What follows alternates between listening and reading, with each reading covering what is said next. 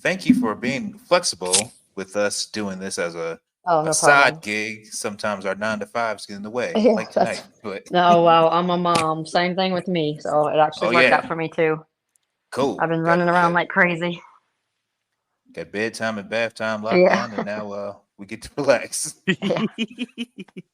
I haven't warned my children, so should I? Or because if one of them runs in here yelling for something, It's weird. I mean, we're used to it. I'm fine with you know if that background would noise. I matter. think Okay. that adds to the They're both in their normalization rooms watching TV, so I may not hear from them for the rest of the night. of. That's awesome.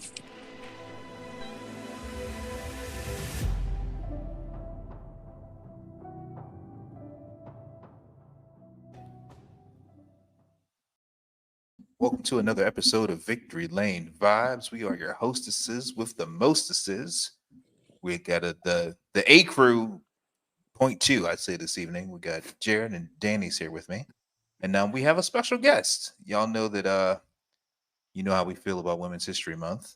And we were gonna get some impactful women in motorsports to come and have a fireside chat with us. So introducing, I have a three-time pro stock motorcycle champion, Angelle Sampey.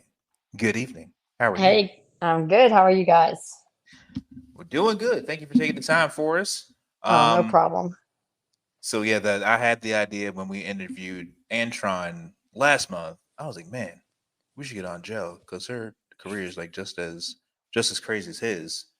And then we were like, sure, why not? Let's do it. So then we went to the proper channels, and here you are. So Yep. Yep. um, Well, hopefully I can do as good a job as Antron did. you might be able to do a little bit better. You might be able to do a little bit better. But yeah, let's just dive in. But first, a word from our sponsor, Homefield Apparel. Homefield has entered the thrilling world of motorsports with the Hendrick Motorsport Collection, which is available to pre-order now. Based out of Indianapolis, you likely already know Homefield for their high-quality, officially licensed collegiate apparel. You probably also know that they have more than 180 schools on their roster, so there's a little something for everyone. I mean, seriously, they even have my local Division II school, Wayne State University. Given Homefield's storied legacy in throwback college apparel and their relentless commitment to quality, moving to racing apparel seemed like the next logical step, and that's reaffirmed in their meticulous approach to designing the Hendrick Motorsport Collection. Iconic logos, legendary drivers, and unforgettable moments, this collection is a celebration of the golden era of NASCAR. Here at Victory Lane Vibes, we're super excited to get our hands on what Homefield has cooked up. Their collegiate wear is second to none. And in concert with some of the most legendary drivers and one of the most legendary teams in NASCAR history, the Hendrick Motorsports Collection is a banger.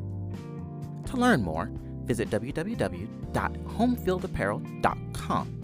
Their online storefront is easy and convenient to navigate, making it that much easier for you to proudly represent your favorite drivers and relive NASCAR's glory days. And be sure to use promo code VLV24 for 15% off at checkout on your first order. Again, the Hendrick Motorsport Collection is available to pre-order now. Use promo code VLV24 for 15% off at checkout on your first order. And thanks again to Homefield Apparel for supporting this podcast. So, the first thing I had for you with all of your success, like I mentioned, you're a three-time champion, 46 career wins, which is you're the second winningest woman in all of motorsports, which is phenomenal. The all-time top qualifier in pro stock motorcycle. Out of all the wins that you've achieved on the bike, do you have a favorite? Yes, I do. Um, but I wanted to just comment a little bit on the second winningest woman in motorsports.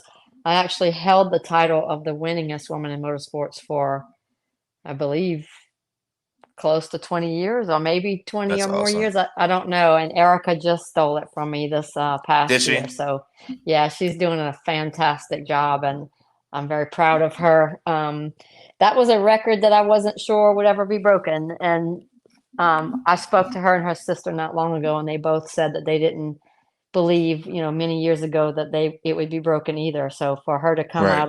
out of the box like she did, I think it was last season, she won like 11 races, and she caught up to me very quickly and passed me up, and then she's steadily steadily leaving me in the dust. So I'm hoping that I can at least, trail behind her and maybe give her a little competition in the area, but we'll see how it goes. But anyway, um, you asked about my favorite motorcycle win, and that it's such an easy question for me to answer because I had retired from racing in 2008, and I had 40, let me see, that would have been 41 wins, I think, when I left the sport. Hmm.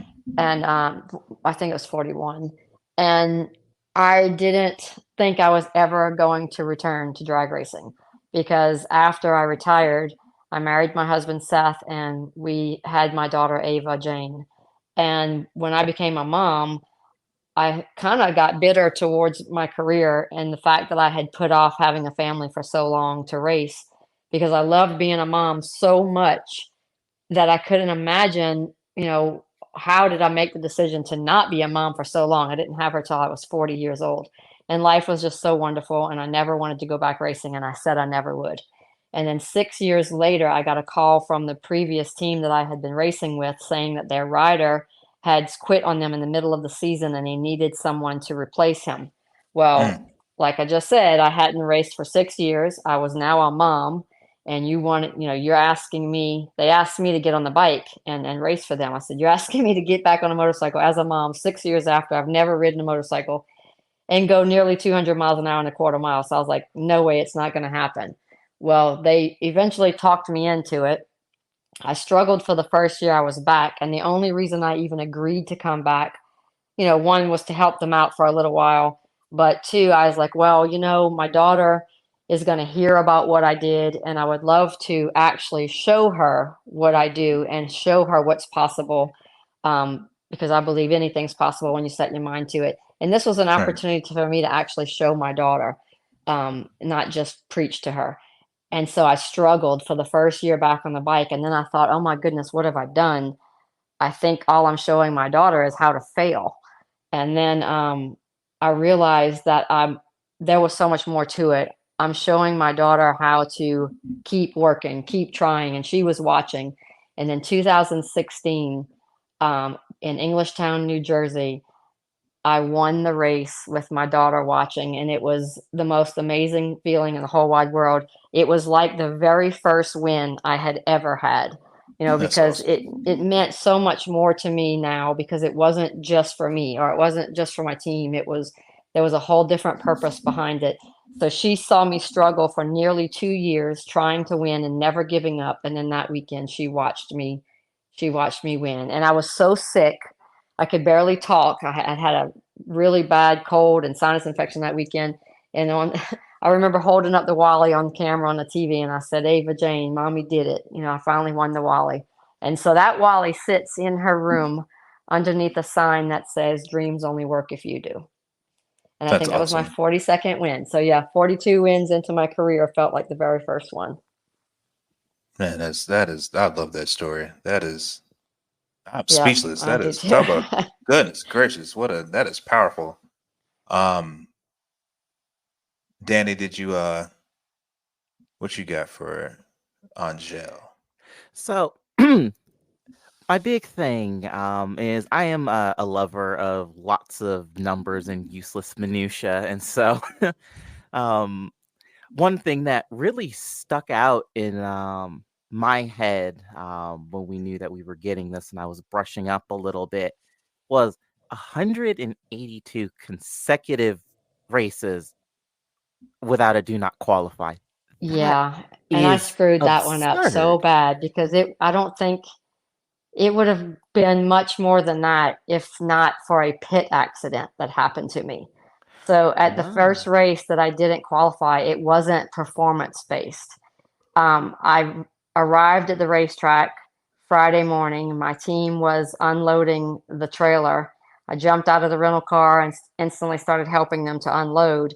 And there is what we call a starter cart It's a big, giant metal box loaded down with car batteries, and it has a handle on it with wheels. It looks kind of like a wagon of sorts, but it's the device that we use to start the motorcycle because the compression in the engine is so much that you can't have an onboard starter. So we have to plug in this external starter, spin it over, and turn the engine over and start it. Well, that starter cart is so big and heavy, and was on this metal box on wheels, and I was unloading it out of the trailer, and I wasn't thinking. I grabbed the handle and I started walking it behind me down the ramp of the 18-wheeler, and the weight of all those car batteries in that big metal box ran up on the back of my left ankle and sliced my Achilles in half.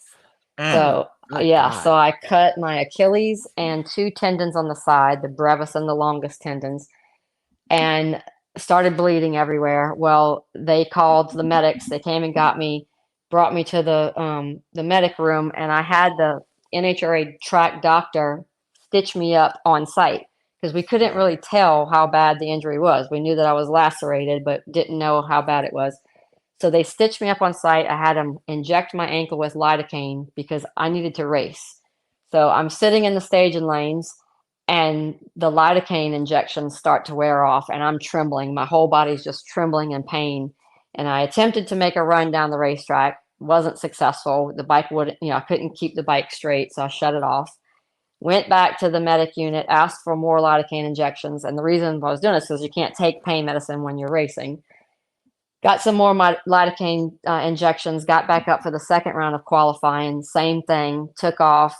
You have to steer the motorcycle with your body and your feet. So when the bike started traveling to the center line and I was trying to correct it, I couldn't because my Achilles was lacerated. It wasn't fully lacerated. It was hanging on by a string. So that's why we didn't know that it was, was torn. Couldn't drive the bike. The doctor said, that's it. I'm not letting you do it again. You have to go to the trauma center. So they sent me to the Las Vegas Trauma Center, and they looked at it and they sent me home to have surgery immediately. So because of that, because I attempted to go down the racetrack with a lacerated Achilles, I didn't qualify. And I was so mad at myself because had I just not tried, had I just withdrawn from the race, I would have never had that DNQ. So yeah, I was pretty mad at myself. So I didn't even count it. I said, I don't remember how many more races I went through before I actually failed to qualify. I'm gonna have to find out that number one day, because that would be the number that I agreed to. Yeah, I would be certainly, if you ever dig that up, I would be interested to know because I mean, just as it is, 182 is still an absolutely nutty number. It should be over 200 then, because it was so that was in 2014 that happened. That was actually the second race that I returned after they asked me to come back as a mom.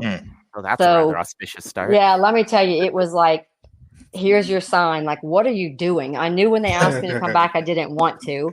And then the second race back, I lacerate my Achilles. They tell me I can't walk for 6 months. I'm like, oh no, I got to race in 2.5 months.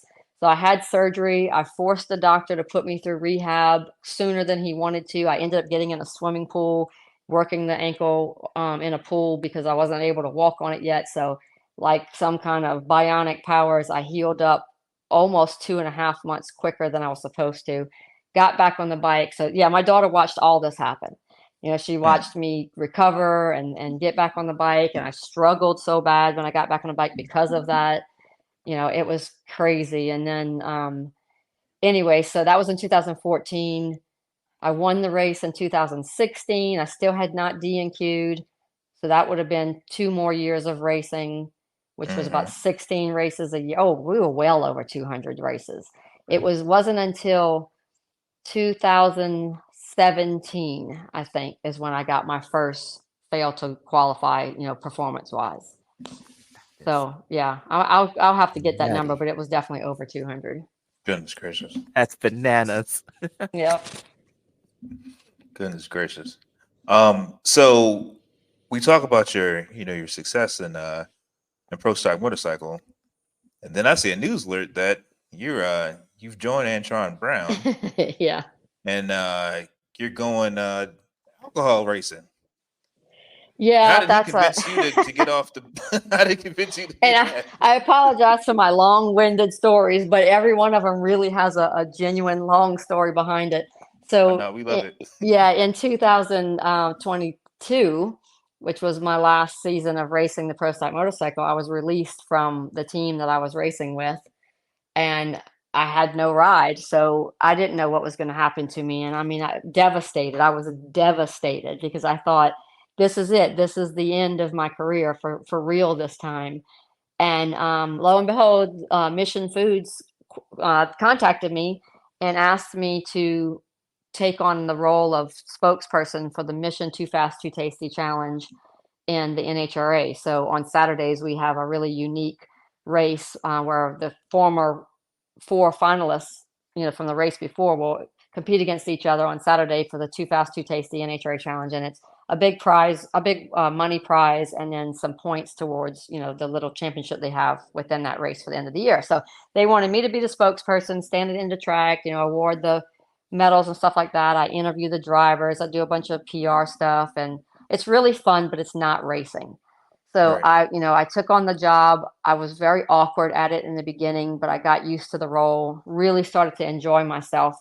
So once I realized that there was life beyond racing, um, I didn't have to be on a motorcycle to enjoy the sport. I was like, wow, I really do like this, but I do want to race a couple of more times and have fun at it on my own with no major sponsor, no team owner, nobody getting mad if I don't do a good job, just me having fun.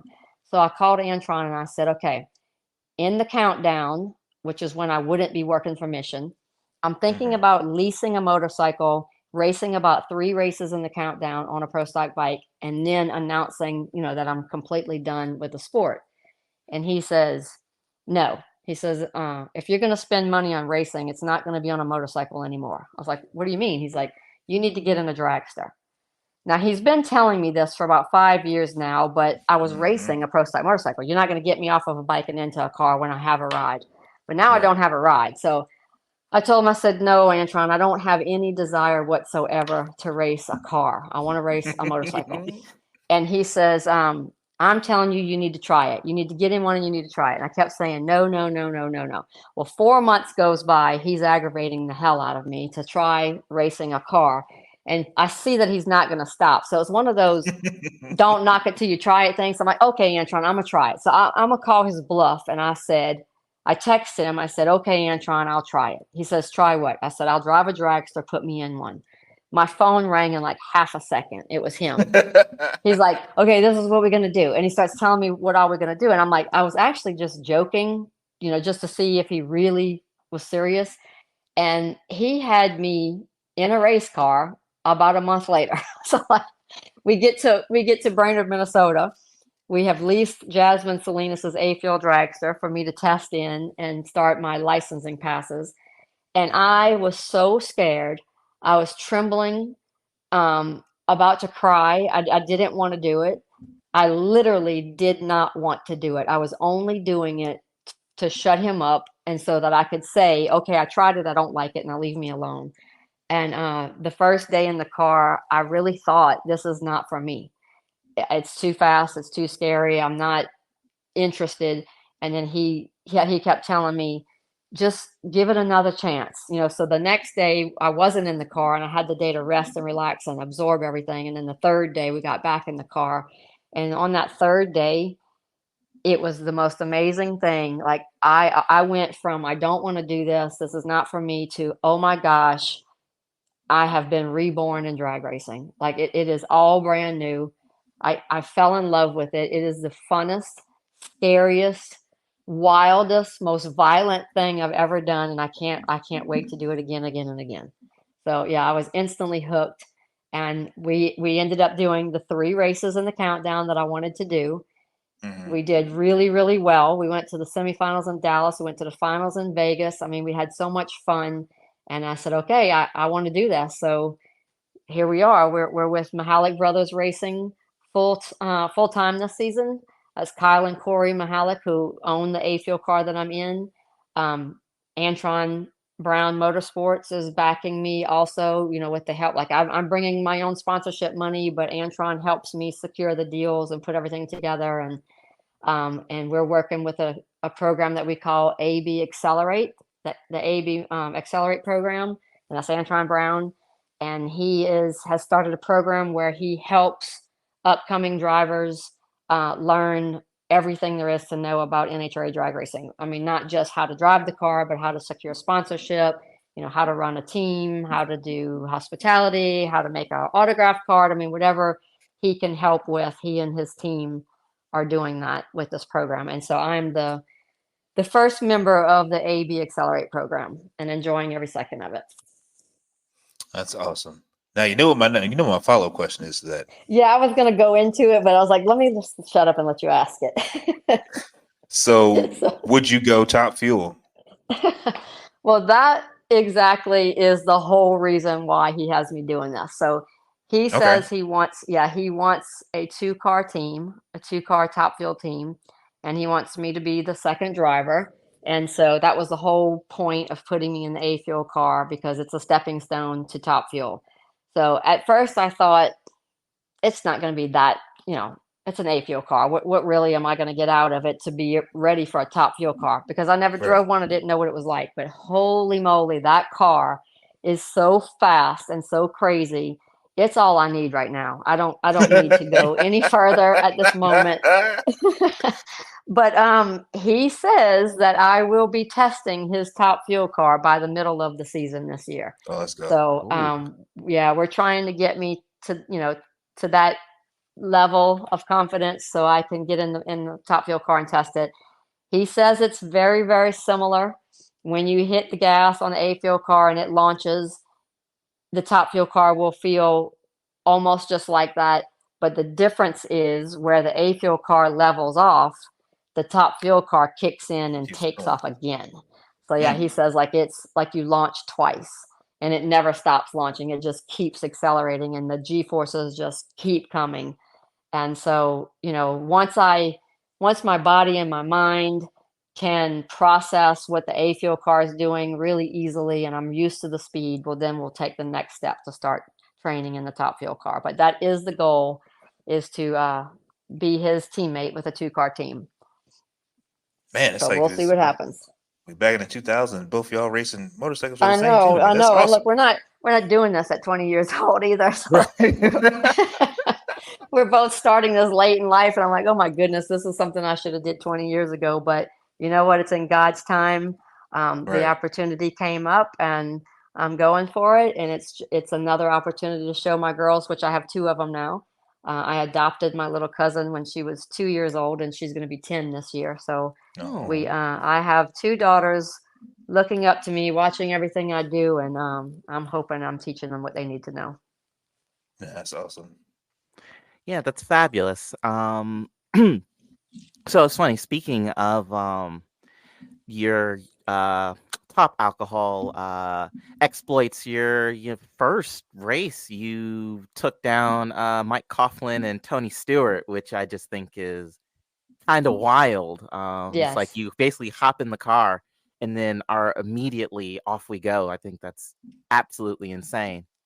Yes, it was crazy because I was still pretty nervous and not 100% comfortable driving the car. I was still learning. That race was only supposed to be a warm-up race, to learn everything and get. Actually, all three races in the countdown were just to prepare me to actually be able to race this year. So no, if we did well, great. If we didn't, it was just a learning process anyway. And then we ended up going to Dallas, struggled to qualify, got in at the number 16 spot. So I had number one qualifier first round of eliminations, which was Coughlin. And at that point, I just told myself, at least I get to run the car one more time. I'm so happy to be here. And we really had fun with Corey and Kyle and the MBR team. So it didn't matter what happened. And I got up there and we won the round. And I was so excited. I was screaming and yelling. We had an onboard camera. It's pretty funny when you hear what I say at the end of the track. But so I'm like, oh my gosh. And the most exciting thing to me was I get to drive the car again. So I knew Right. that, that was the big thing for me is I get another run. And so now we're going up against Tony Stewart.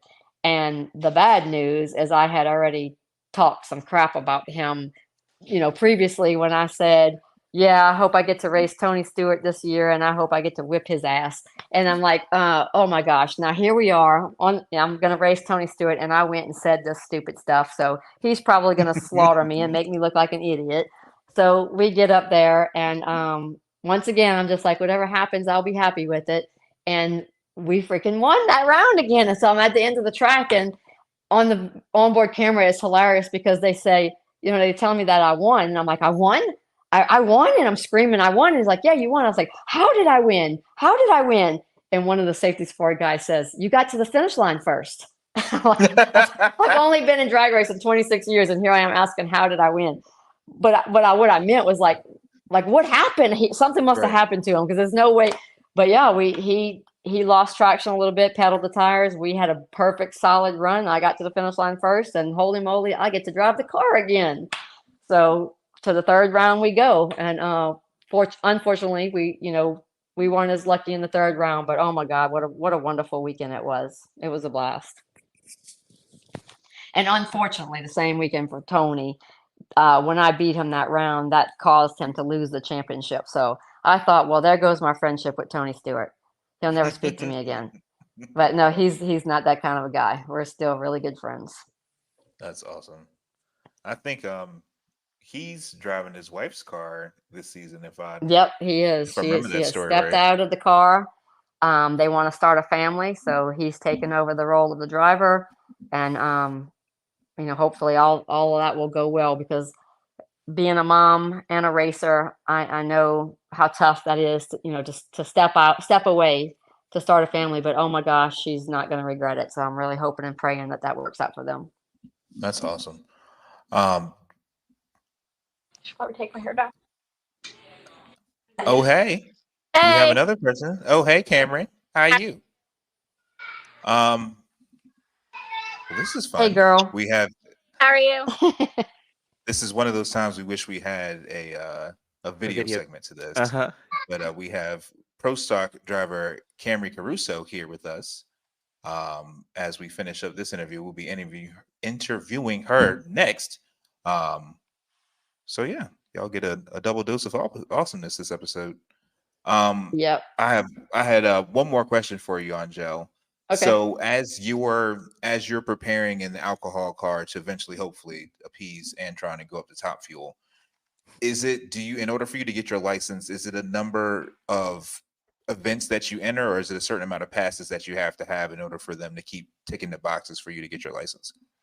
It's just a sheet of paper that we have to fill out, and you have to do so many types of runs, like a moderate pass, a half pass, a couple full passes. You can do it all in one day.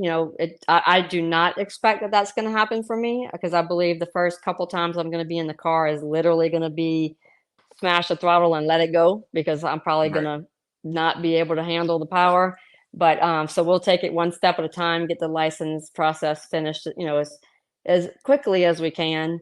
But it's like 6 runs. I think Camrie might remember 2 moderates, 2 halves, and 2 fulls, I think is what it is. And then 30s, 2 1/8 mile and 2 1/4 mile. Okay. Yeah. And then of course you have to have 2 licensed drivers sign off when they watch you do it, saying that you were safe and you did what you were supposed to do. And then they process the paperwork and you get your license and that's it. And then you get to drive professionally after that.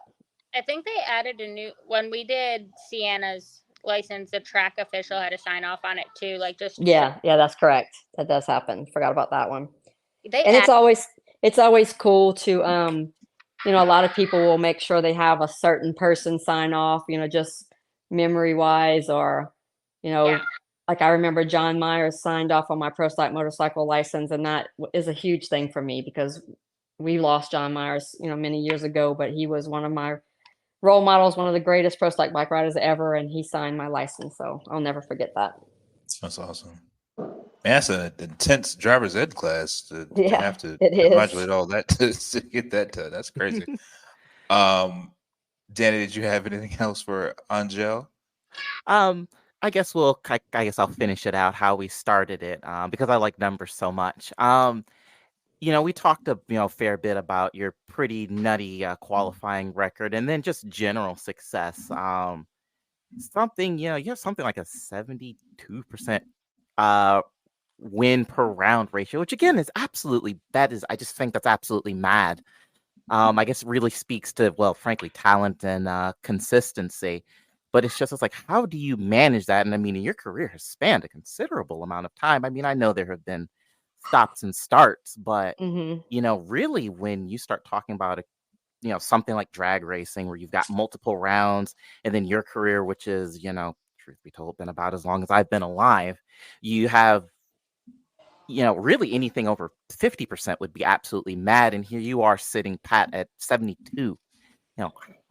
Yeah, Are I you just that probably damn good? lowered that substantially in the last year of racing a pro stock bike. I had such a terrible year, and it was 95% my fault. I just couldn't get it right. I couldn't release the clutch on time, or wasn't shifting. There's so many things going wrong, and I probably messed up my win percentage there. But that number is directly correlated with the people that I have been surrounded by my entire career. I'm only part of the equation. Drag racing is such a team sport, a mental sport, but I mean, you got to have the right equipment, the right people to do what you do. And I was very, very fortunate to have the best teams in the sport and all of pro stock motorcycle the entire time I was racing.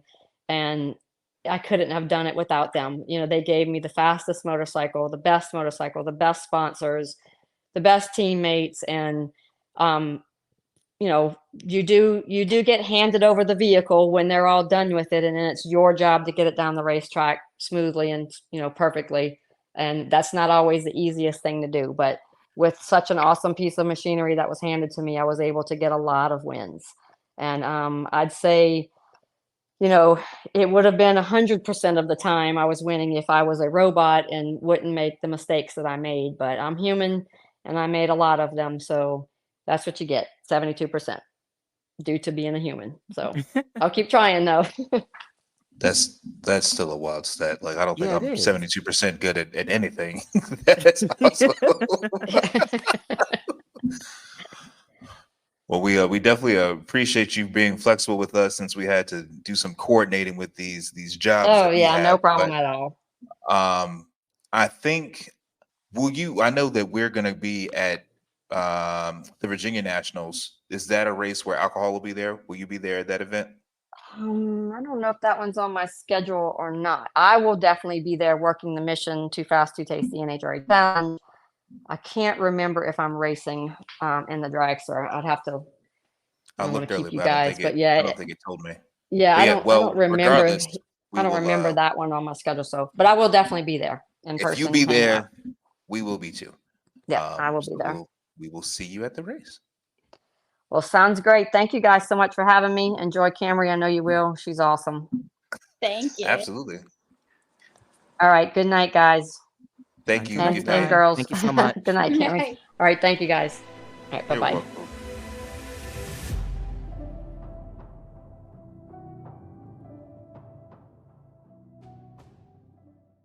Hey, Obante. What's up?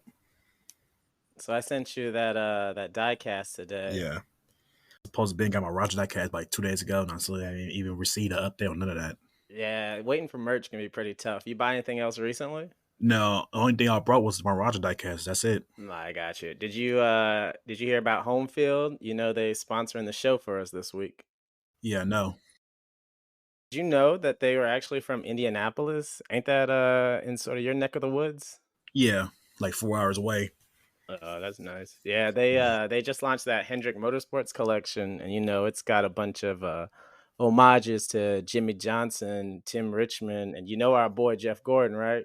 Yeah, I saw that. That joke on it had looking kind of fire in that Jimmy Johnson shirt. Right? I really need that jacket, like in the worst way. Got that fire jacket on. I'm like, damn, that's heat. Right? Like these are actually high quality designs. Like it's not any crappy Photoshop or anything like that. So Oh yeah. I need to get some. So while we're waiting to get started, why don't you go ahead over to the website and see if you can get some. It's homefieldapparel.com and see that Hendrick Motorsports collection. All right. Yeah. And they even gave us a promo code so we can get a little bit off it. So if you use the code VLV24, you get 15% off the order. So you get a little bit of a discount.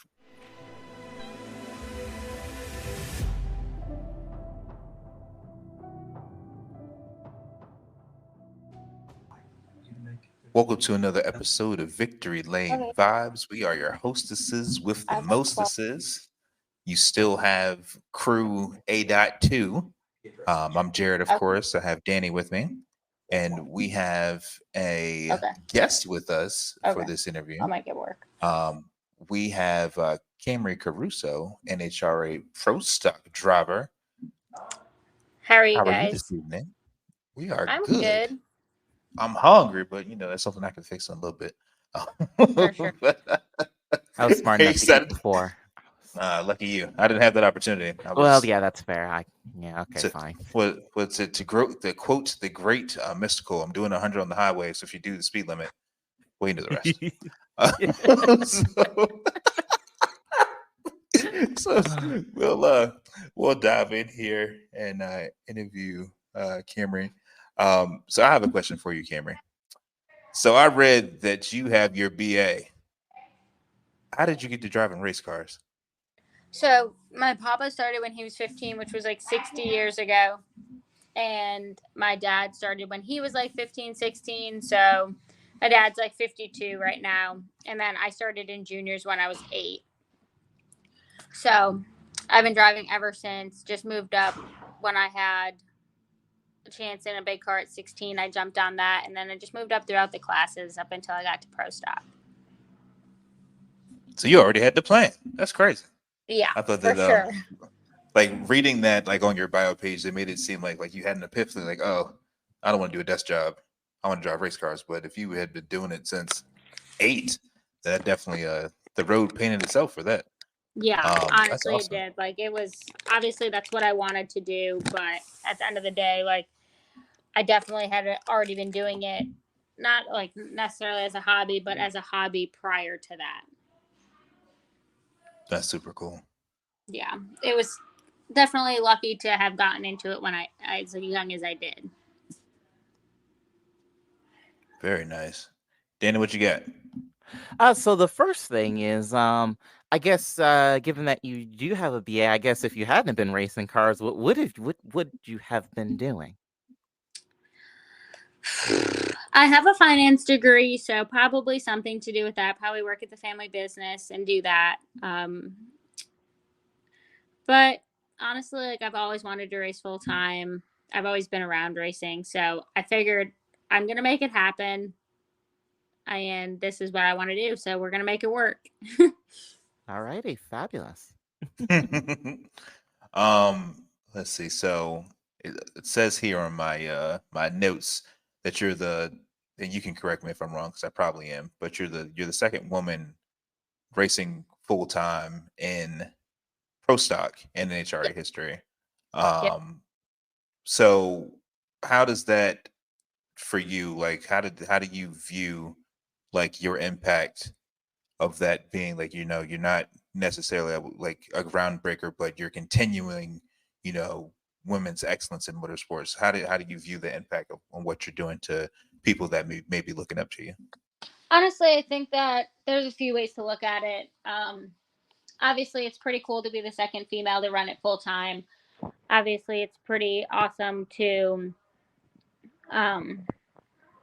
pave the way for younger girls who want to do the same thing. But at the end of the day, the cars don't know if you're a girl or a guy, and your competitors don't really care. So, like, yes, it's super cool. Yes, it's awesome to let other young girls know, like, you can do whatever you want, no matter how many girls or guys are in the sport. But at the same time, you got to step back and think, okay, the cars don't know whether you're a girl or a guy. So there's like a few different ways to look at it, but it is pretty cool to think about it as like a girl standpoint. Man, if only we could have you on the NASCAR Twitter discourse, your opinions would shape a lot of people up. That is. I mean, You just kind of got to look at it like that, because honestly, there's not, you can't think of it like, oh, girls can't do this, or oh, girls can't do that, because truly the cars don't know that they're machines. And yes, it's cool that we can like pump up and PR wise, like do, oh, like second woman to do it, blah, blah, blah. But at the end of the day, like, no matter what, if you're a girl or a guy, when you pull up next to your competitor, they don't care and the car doesn't care. So There's just a few ways to look at it. Not everybody's going to agree with my opinion, and that's okay. That's the right opinion, though. So I feel like you're on the right track. So hopefully, I mean, I'm not always right. I like to think so, though. Yeah, well, I like to think that too, and I am very regularly wrong. But at any rate, I guess one question I have is it's fun. We've had a few drag racers on, and usually, well, actually, in this case, all of them have been kind of forging the path for drag racing themselves. See, I say unique. You're the third generation, effectively, to do this. Yes. To be a drag racer. So I wonder if, I guess, kind of what in the ways is that a help? Maybe that's a hindrance. I mean, I know you've got, your father and your grandfather kind of chatting in your ear about the way to do it. And it's like, okay, is that helpful? Or it's like, all right, dad, granddad, shut up. Or what? So how does that dynamic work? Like I said, like kind of similar to the last answer, there's a few ways to look at it. I love having my dad and grandpa with me at every step. And it definitely helped getting into it that my dad and my grandpa had raced for so long prior, and that's how I got into junior dragsters. So the reason I'm racing pro stock is 100% because of them introducing me to the sport. The negative side, I would say, is like, even like, say you have a bad run, well, they're always going to give you an honest criticism. If it's you, the car, the truck, like, and sometimes you just don't want to hear it.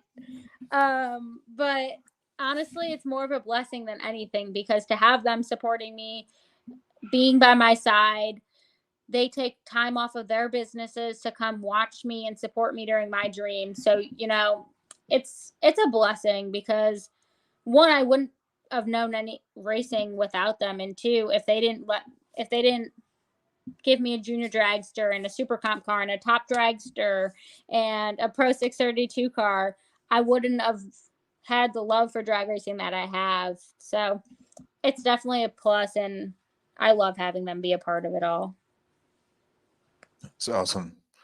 Well, speaking of your love for drag racing, walk us through your Phoenix win. What was your preparation going into the final round? Did you have nerves about going red? Like, how did all that end up playing out for you? Honestly, I was more nervous for first round than I was for the final round. And I know it's silly, but like, first round is always stressful. First round is always the worst, in my opinion, because like, once you get past first round, like, okay, anything's better than losing first round. Right. I was nervous for the final round, but I have the best team on my team and on my KB Titan team, and I have a really good support system at the racetrack. My best friend comes with me every race, so she's always there. My dad and my grandpa are always there. My mom's always cheering me on from home. So it's just, I have a lot of good people in my corner that keep me calm during those kinds of situations, and they pump me up and encourage me. And I think it would be a whole different ball game if I didn't have that, but thankfully I do. Would you say that getting the Wally there at that event, was that sort of like reassurance, like, I've been going through all of this, we've been building up for this moment, I've arrived, I'm here, let's go win more? It kind of was. I've told a few people this prior to all of it. Right after we won Phoenix, actually, was my guys had won prior to me. Like, my guys came from a winning team. All of them. My KB Titan guys, my crew guys, on my car specifically, they had all won prior to me. So for us to win together was really, I don't want to say a weight off my shoulders in a way, but it was, because like, okay, I'm not holding them back. Right. We can win as a team. Like, so it was kind of like a reassurance of like, okay, I'm not holding them back. Like, they didn't make a bad decision by staying with me. Like, it's worth it now. It kind of like, it was just reassurance that like I can win for them and I can continue to get them wins because they work their butts off and they deserve that. Absolutely. That's awesome. And I Dana, guess what you got? yeah, to circle back to wins, I actually, because this is really fun, because even in more mainstream motorsports headlines and scrap news, your first pro stock win at Gator Nationals a couple years ago, because it was cold and wild, and I know there were all the concerns about like track conditions.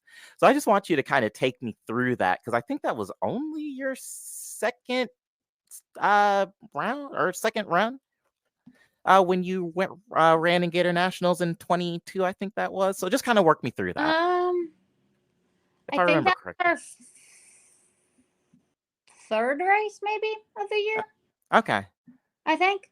The schedule has changed so much in 3 years. Mhm. Yeah, I- I know it makes it hard to keep all of this straight. I think it was the third race of my pro stock career, and we got one qualifying run, and it was dark. It was cold. The track had just been rained on for 2 days. Like, it was not an ideal situation. And I remember my crew chief telling me, like, hey, they're calling us and you have one run. And I'm like, no, they said we're getting two. He's like, you have one run. I'm like, no, like they told me we were getting two. And he's like, dude, I know what's going on. We have one run and you need to get in. And I'm like, oh no, I don't like this. Like, I don't like it. It's not happening. We need to. Like, I don't like this. And he was like, just go up there and run. And we made a really good run. But the car was like all over the place. And I was like, oh my God, that is terrifying. But we made it happen. And thankfully, I have a really good team. And the car was safe and the car was good and it ran fast. So we were fine. But it was super stressful. Yeah, because I say because we got hit rained, and then I know daytime temps were like 60 degrees, which for Florida in March is kind of cool. But then the nighttime lows were like 20 degrees or something Yeah, it was stupid. Yeah, and I'm like, and I'm from Michigan, and that's cold for here yeah. in March, let alone Florida Yeah, it in was late winter, early spring. But I'm just like, okay, I'm like, surely experienced vets would be having a bit of a heart attack, let alone somebody who's in their third start in pro stock having to negotiate that. So Yeah. so I guess once you get beyond the initial unsettling, I guess, of that kind of that one run and it being a bit grumpy, the car not feeling great, do you just kind of settle in, lock in, and kind of away we go? Like, how does the track evolve in those kinds of conditions? I mean, it doesn't really evolve. Like, it's either a good track or it's not a good track, and you just have to adapt and move on. Okay. Yeah. This is where being a drag racing neophyte lets me down just a little bit. No, because like it with the pro stock cars, I say just to piggyback off that, I feel like it's harder for those to miss the setup than it would be like on like a funny car, a top fuel car, just because like No. with the clutch releases and everything. No, it would No. I mean, I think the pro stock cars are more finicky because, like, the funny cars and top fuel cars are either going to go or they're not going to go. Like, right. they either go or they don't go. It's not really.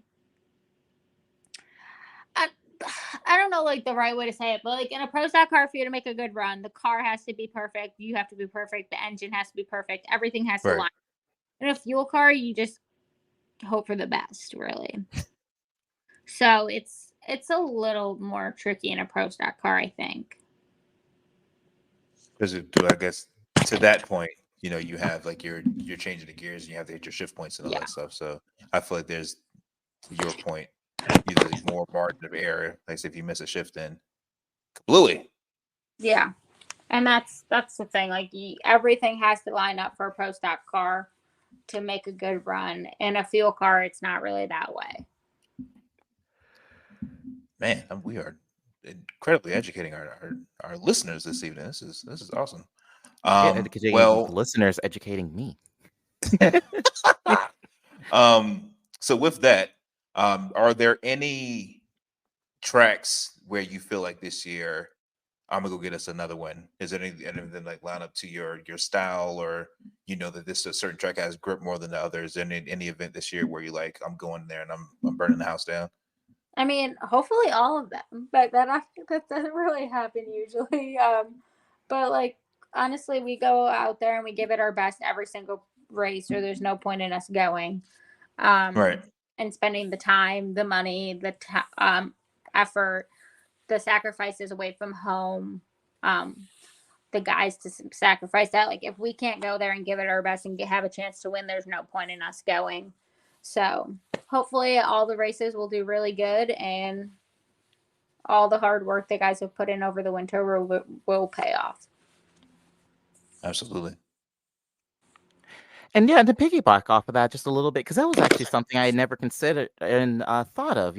There's a lot of talk about, because my main area of expertise is FIA ladder and endurance racing, and then the talk about all of the time, kind of the time away, and then all of this course about the ballooning schedules. But I had never for a moment stopped to consider that for drag racing. So I guess how does that, all of that and sort of the rigors of travel in the drag racing circuit, how does that work? Meaning what? Like what's our schedule? Effectively, yes. We have 22 races a year, and then we obviously have to test a bunch. So however many times you test plus 22. They're from North Carolina to Las Vegas to Pomona, California to Sonoma to Seattle to Denver to Brainerd to Gainesville. Like they're all over the place. So the guys spend a pretty decent time driving to the events as well as being at the events. Interesting. Okay. So Yeah. definitely you guys y'all get around then, it sounds We like. definitely do our fair share of travel. Yeah, and it sounds like it's mostly, I guess, haulers and motorhoming around to kind of get everybody to and from then. Yeah. Interesting.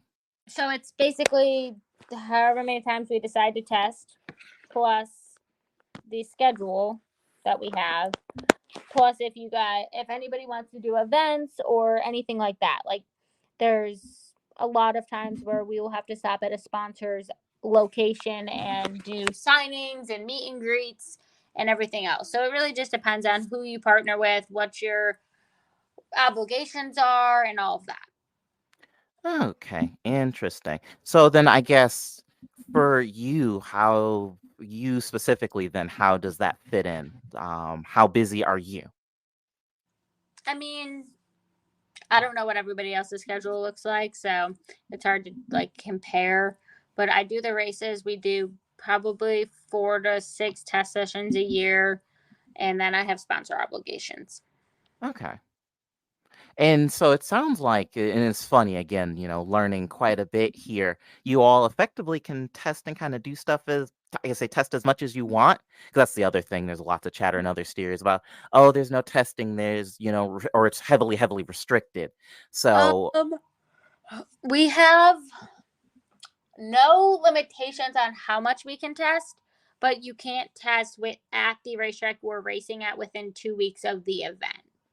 So you can test anywhere else up until the day before the event, but we cannot test at the track we're running at within 2 weeks of it. Interesting. Huh. Okay. It is. But that's a great question. sometimes the track that we're running at will hold a protest session the Wednesday before the event. That happens a couple times a year. Like Gainesville has it, Dallas has it, and that's usually the only two that have it. Huh. Okay then. So for those tracks that do the protest day, is that something like they've repaved, or they've done something different with like the VHC that they put down, or is it just they just have it just for to come out? So Dallas just does it because they want to, and Gainesville it's because it's the first race of the year. Man, you get free test and everything. It's not free; you pay for it. Oh, well, that's darn. Okay, so that's the catch. Because my brain, I'm listening and I'm like, like there's a catch somewhere in all of this, and that would be it. Okay. So yeah, you can come play, but here's some money. Here's a track fee. Yeah, Well, this has been an enlightening experience. Um, glad. I think you asked all my questions, Danny. You have any other Sorry. questions? I do apologize. Uh, But no, like so just to thank you once again, Camrie, for taking the time to be with us. Where did we normally let our guests give like their sponsor plugs? You want to shout out your sponsor? You want to shout out you on your socials? You got a promo code or something for your merch or something like that?